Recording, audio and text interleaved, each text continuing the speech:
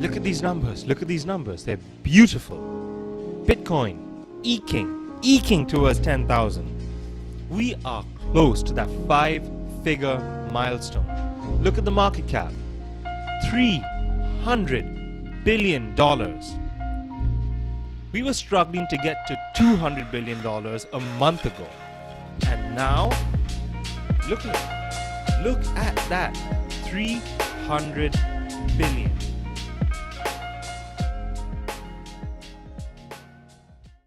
Hello everyone, and welcome back to Crypto Simplified. Today we are going to discuss the philosophical side of Bitcoin, as well as a bit of price action and a secret coin that I really think you should be looking at. Before I start, thank you so much for the likes, the subscriptions, and for actually telling your friends. Ooh, thank you so much, guys. I really appreciate that. Let's keep this momentum going. Let's make Crypto Simplified as big as we can. And if you'd like more proof that the herd is coming, Coinbase becomes the #1 trending app on the Apple Store. It's happening. Cryptocurrency is becoming mainstream. And this price action you're seeing right now, it's just the beginning. It's just the beginning. I'll get to that later on in the video. I was too young to live through the effects of the dot-com bubble bursting. But what we do have is hindsight. So we can compare what happened then with what happened now. This 300 billion mark is significant because that is about 1/10 of the size of the dot-com bubble before it burst. Is everyone who's downloading the app buying? No, of course not. But Bitcoin is now the thing that people see first when they go to update the apps on their phone. This will only benefit the price action since everyone wants to get in on this right now. The price will probably go up, and the timing is possibly no coincidence whatsoever. Everyone's gone home for Thanksgiving. The parents ask their kids, "Oh, so what have you been doing for the last year?" Answers, if they've been in Bitcoin, "Oh, I've been trading cryptocurrency." Parents say, "Oh, isn't that a bubble?" Kids say, "Well, if a bubble means I've multiplied my money by so many X times, sure, it's a bubble." Parents say, "Wow, really? You put that little in and got that much out? Cool. Show me." Great. And what we've seen is massive price increase. As humans, we like round figures. We are getting close to that 10,000 mark. Very close to that 10,000 mark. Will there be resistance at the even of 10,000? Yeah, probably, because people might have bought in at 2,500, 5,000, 7,500. And that is just a very nice round number for people to cash out again. I will talk about the price action of Bitcoin and where I would be comfortable buying later on in the video. So stay tuned for that. And before we go on, let's just talk about the macro side of Bitcoin. How big can this thing possibly get? So there's a really informative article in Forbes by Ari Paul. I recommend you check out this article because it compares and contrasts where we are now with cryptocurrency with where we were in the 90s with the internet. We didn't know what the internet was capable of. We just had email. This was the start of e-commerce. Web 2.0 was a distant figment of people's imagination. People did not understand that one day everyone would be sharing information all the time. It would not be a top-down informational flow. That was an inconceivable idea. So currently we are in 2017. Payments are just starting out, and we know that the blockchain is capable of handling things beyond just payments. Just like back then in the 90s, we knew the internet was capable of more than just email, more than just buying or selling. Social media was nowhere near the same beast that it became in 2007, 8, 9, and 10. Social media was basic at best. People could just post a few things, have a personal blog, and as MySpace gained a bit more traction, these things became more commonplace. But even MySpace was just a tiny part of what the internet would become. So have a look at this article. it talks about very specific examples, especially if you're one of the people that thinks Bitcoin is a bubble.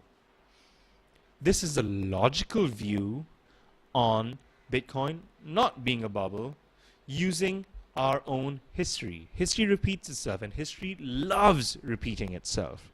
That's because human nature stays the same. The markets evolve, but it's the same mentalities that push these markets forward. The market forces always were and always will be optimism versus fear. That's not going to change because human beings will be a constant in every market until the robots kill us all, and that's, it's a story for another day. To give you a bit of a post-mortem of that dot-com bubble, I found an article from 2000, the 1.7 trillion dot-com lesson. If you're interested in finding out more about the mistakes of our past and how this can affect our future, start with this article. There will be lots of points that you would like to research on further by just reading this because it's very in-depth. So let's move away from logic and back to the craziness of what the internet and cryptocurrency is all about. Bitcoin Error Log had, let's say, a confrontational interview with Roger Ver. Confrontational might be a bit of an understatement because Roger had a full-blown meltdown. The reason for the meltdown? It was Bitcoin Error Log calling Bitcoin Cash Bcash. So Roger's pattern of meltdown sort of went similar to the way the cryptocurrency markets go. There was a bit of an increase, like a slight bump in the ante, in the anger over here, same way that we have a slight bump in price action. There was a bit of a pullback. Roger became a little bit more calm and composed. Then came the second price bump, which is the second time that the interviewer called Bitcoin Cash Bcash, and then the price action, aka anger, went completely stratospheric. My name is Marvin, spelt with a Y, not an I. This is akin to me losing my shit if someone writes Marvin. Yes, it's not correct, it's not how I want to be called. I'm not going to start rage quitting, stopping interviews, and trying to hurl insults back at the interviewer. Ah! It's spelled with a Y, not an I. It's not Bcash, it's Bitcoin Cash. Yes, I admit, this was not an interview designed to inform the public. This was a bit of a confrontational interview. Bitcoin Error Log was addressing problems that the community wanted answers to. Roger Ver, love him or hate him, is very articulate, and he puts his points across in ways that make people want to listen. Some people within the Bitcoin community think that that is slightly dangerous because they don't think that Roger Ver aligns to the core principles of Bitcoin. There's a massive rift in this community, the Bitcoin core people versus the Bitcoin Cash people. How many people are in these respective communities? We don't really know. How many people genuinely believe in the prospects of each project? We do not know. And in this interview, Roger Ver was accused of having sock puppets that retweet every single thing he says, and these people support him blindly. That was the allegation. Roger vehemently denied that, which sort of led to this meltdown. 36 minutes is the first meltdown, 43 minutes is the second meltdown. I don't want to take sides in this argument because I see flaws in the arguments of both sides. I find the Bitcoin core people are treating this almost like a religion. They are not adapting to the times, and I think that's wrong because Bitcoin needs to be scaled. Bitcoin needs to get bigger, it needs to get more effective. Bitcoin currently handles about 300,000 transactions a day. Ethereum hit 600,000 transactions. I shall attach references to both those figures in the description. Visa currently handles 1.5 million transactions per day. If cryptocurrency wants to challenge the status quo, if they do want to become the de facto way of handling payments around the world, any cryptocurrency project, not just Bitcoin, not just Bitcoin Cash, not just Ethereum, any scalable cryptocurrency. Any cryptocurrency that wants to scale needs to be able to handle ludicrous numbers because lots of people are handling transactions all the time. Paying by credit card is not instant, but it's much closer to instant than a lot of the cryptocurrency solutions that we have. People are trying to make their own altcoins, their own projects that will become a better way of making payments. Roger Ver is trying to do that with Bitcoin Cash. He's trying to make a scalable version of Bitcoin with a larger block size that enables more transactions per block. A block is mined every 10 minutes. The larger the block size, the more transactions it can fit in that 10-minute period of time. My criticism of Roger Ver is the potential that Bitcoin Cash can be a little centralized. And Bitcoin Cash is not resistant to ASIC mining. For those who do not know about this, I shall attach some further reading material to this video. But to give you a short summary, there are several kinds of mining platforms and mining rigs that you can get. They scale up in terms of the computational power. ASICs are your superbikes to a CPU's tricycle. ASICs are big, bad, mean machines that are designed just for crunching numbers and just for mining cryptocurrency. The algorithms written into cryptocurrency mining are all about adjusting the difficulty of mining these coins to keep a constant issuance rate of the currency. However, users of ASIC computers have an advantage because there is an exploit in the system that ASICs can make the most of. This exploit is patented by people who have mining farms. So no one else can make the most of this exploit, while a select few people gain larger profits because they reduce their electricity cost by affecting their relative hashing power to electricity input. What we are pushing for with cryptocurrency is enhanced transparency, equality, and access to the financial system. What we want is a democratic way that everyone can contribute a little bit for the benefit of the collective. What we want with the network effect is connecting lots of people to contribute to the system in a way that's greater than their individual contributions and parts. That's what we want. What the Bitcoin Cash protocol sort of enables is the antithesis of this. So I believe in the potential of both projects, but not 100%, which is sort of why I align a little bit more with altcoins. So what I want is a company that lets me do fast, private transactions that are scalable, that are democratic. That is what I want, and I think neither Bitcoin nor Bitcoin Cash will give me this. Maybe someone will create a platform where we can transact in all coins and receive whatever currency we want.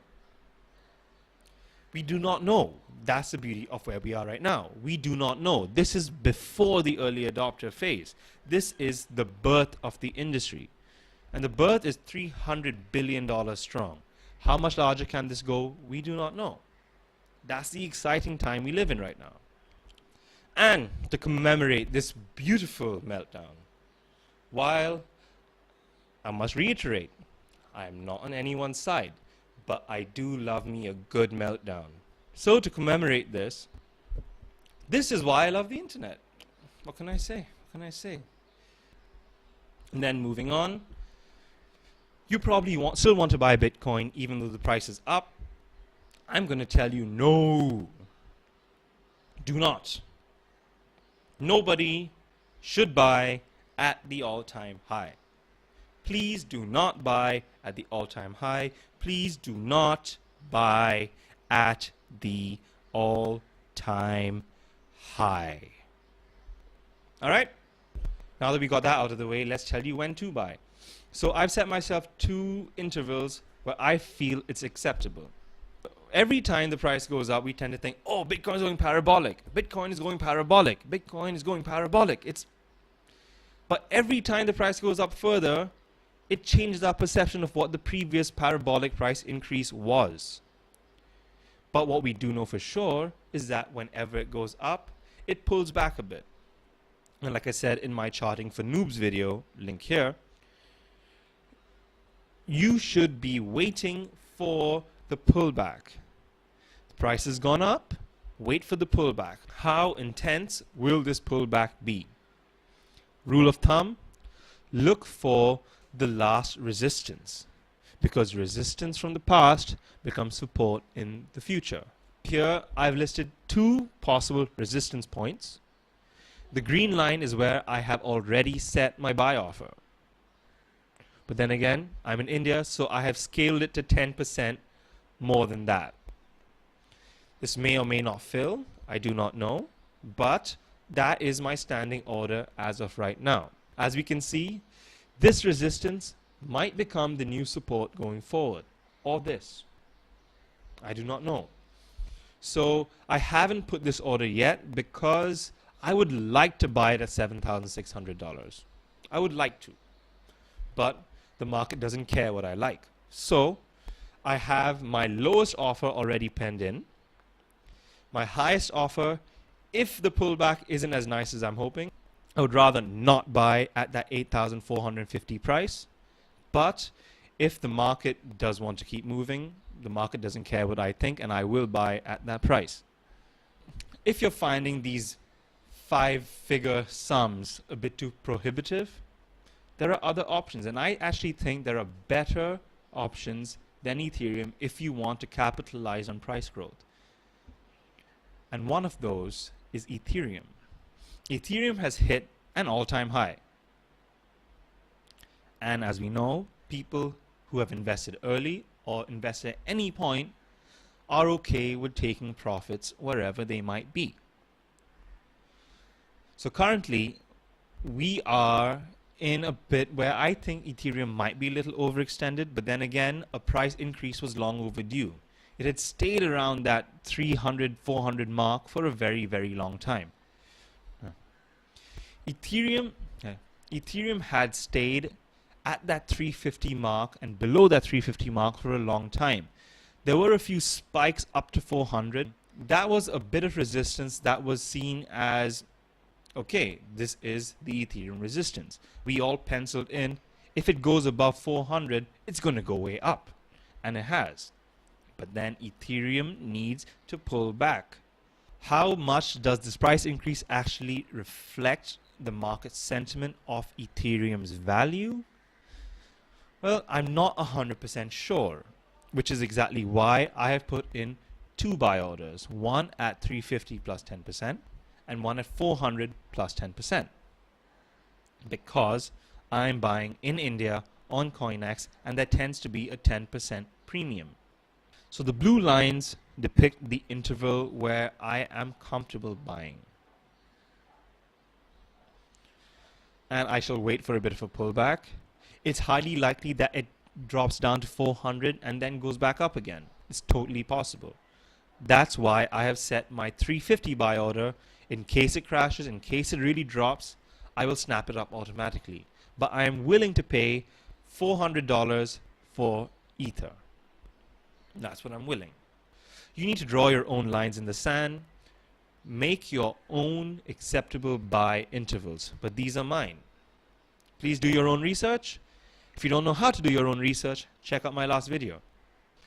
So let's say you do not want to buy these common popular coins, which is a little strange because the price action is all based on adoption. But if you do want to hedge your bets, put money in coins that may grow faster than Bitcoin or Ethereum, check these out. Vertcoin. People call it Vertcoin, but the logo is green. Ver is green in French. All their branding is green. I do not think that this was accidental. It's Vertcoin, people. Vertcoin, like Roger Ver. Sorry for the Ver overload, but it's pronounced Ver. Okay, that's how it's pronounced. If you're going to use basic extrapolation, the price of Vertcoin might be a quarter that of Bitcoin. It might be, but what is the price of Bitcoin? Because Bitcoin's price is always going up. Until Bitcoin's price stabilizes, we won't really know an upper limit for Vertcoin. The circulating supply of Vertcoin is quite low. Compared to things like IOTA and Cardano, it's still tiny. It's only 4 times the maximum supply of Bitcoin. So, the maximum supply of Vertcoin will be at most 4 times the maximum supply of Bitcoin. But what makes Vertcoin special? It's been around for a while. There was an absolutely huge price increase in the Vertcoin value, but that is also probably related to the price of Bitcoin skyrocketing. Did Vertcoin grow faster than Bitcoin? Not really. Vertcoin quadrupled its value since May. Bitcoin, on the other hand, has more than quadrupled its value. So if you had your money in Bitcoin, that would have probably been a better investment. But going forward, as Bitcoin gets more visible, as people who get into cryptocurrency first buy Bitcoin, first buy Ethereum, first buy Litecoin, then they notice, oh wow, there's so much more potential in smaller cap coins. Let's buy these. So Vertcoin will likely be one of these highly visible coins. Why do I think so? Well, they actually made a very nice, easily digestible infographic for your information. And it's green, so it is definitely Ver, it's not Vert, it's Ver. I'm not going to read out all the information on this infographic, but I will highlight a few important things. The first one being ASIC resistance. Vertcoin is positioning themselves as the coin of the people because they want everyone to be able to access the mining rigs. ASICs are very, very expensive machines. And you cannot mine Vertcoin with ASIC computers. This is a safeguard that they've put into the code of Vertcoin. What they want is lots of people dedicating smaller amounts of computing power to keep the system more decentralized. If you want to gain an understanding of this platform without actually looking at the raw numbers and the coding terms, this is quite useful and I suggest you check it out. Of course, if there are aspects that you would like more information about, I will attach further reading links in my description. I wouldn't say the second coin is a dead certainty for massive growth, but I think if they get even a little bit right, we could see 5, 10, 20 times returns. I am not a financial advisor, but this is the logic that I used while buying up a ton of this coin. Please do your own research, but I think this next coin is going to be an absolute banger. The coin is called Particle. Particle wants to become a private peer-to-peer marketplace. Basically, a legitimate Silk Road. So we're not selling drugs, we're not selling passports anymore. We will be selling normal goods for everyday people. So what this will actually do is force cryptocurrency further into the public perception. They will be competing with some of the biggest, most powerful companies in the world. They will be competing with Alibaba, with Amazon. People have spoken about how Amazon have completely made retail stores obsolete. Particle wants to Amazon. So let's see how this works. Of course, it's going to be a massive, massive, massive uphill battle. But I am earmarking this as a dead cert investment for me because of one major overarching aspect. It's the circulating supply of particle. There will never be more than 8,782,804 part. There will never be more than this. We are already nearing the 8 million mark. Once the issuing of new particle starts dwindling, we can see massive price movement. And why do I think so?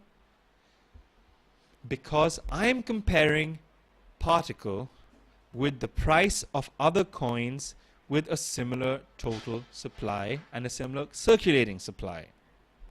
The 20 coins in the top 100 with the lowest circulation are almost all valued at $10 or more. Several coins are in the hundreds of dollars. If we are going to talk about scarcity as a factor in price action, then this coin is going to definitely feature way up there. Way up there. And if they get their decentralized peer-to-peer market off the ground, the alpha is coming at the start of Q. Particle are hoping to launch an alpha of their marketplace in the first quarter of 2018. Once that launch happens, the price will go through the roof. So I'm buying now. I am accumulating while the price is still quite low. With this low price, I am actually setting sell orders at 2x, 5x, and 10x. I'm not going my usual, oh, take the 10% and get out route. I'm not doing that with particle. I'm hodling particle, and I will hodl particle until at least I get my 5x. Once I get my 5x, then I shall reevaluate my position. But I am taking particle as a longer term play. I'm not putting a whole bunch in there because I diversify my investments. Particle also wants to create a multi-currency wallet that will let you buy and sell using the other top cryptocurrencies. Again, this is pushing towards every platform being compatible with every other platform. So we will not have this long-term dilution of value through thousands of cryptocurrencies each trying to do their own thing. If cryptocurrencies can transact between each other, that just increases the value of this cryptocurrency market as a whole. So by working on multi-currency wallets, they are just helping the bigger picture. And finally, I would like to end with some advice. The market is up, and there is a fantastic thread on Twitter by Luke Martin. I'll attach the link to the thread. I suggest you read the entire thing because this is all about passive investing versus active investing. With every trade you make on an exchange, you're losing a certain percentage as a transactional fee. If you're trading a lot without keeping your margins in mind, and you're trading assets that aren't necessarily growing in Satoshi value, you could be losing. You could be losing in Satoshis while earning in rupees. I have a lot of assets that are like this. I might be down 20% in the Satoshi value, but I might be up 30% in the rupee value, 40% in the rupee value. So what you need to do is know which yardstick you are using to measure your profits. Are you in this for the rupees or are you in this for the Satoshi? I personally am in it for the Satoshi. Why not have my assets in a currency that will constantly be growing? This bubble, if it is a bubble, has a long way to go before it pops. I shall keep my funding in there to see how much I can squeeze out of this market. Yes, I will eventually be cashing out into rupees. Well, not the whole thing, but certain small amounts. Because I do want to spend my crypto at some point in time. What's the point in earning all of this if it's just locked up somewhere? I want to spend this. I definitely want to spend this. When will I spend this? I do not know. I want to see how far this peacock can fly. So, on that note, have a look at this thread. Let me know what you guys think about what I've said today. If you agree with me, do send a like and subscribe. If you disagree with me, comment. Let me know. Tweet at me. Tell me, no, I totally disagree with what you said. And we will have a discussion on this. I want a discussion. I do not want just to give you information for you to take in and move on. I want to have an active discussion with you guys because the community is what makes this platform great. So let me know what you think. Keep those likes and subscriptions coming in. Tell your friends, and we shall catch up tomorrow. So this is Marvin Crypto Simplified signing out. You have an awesome day.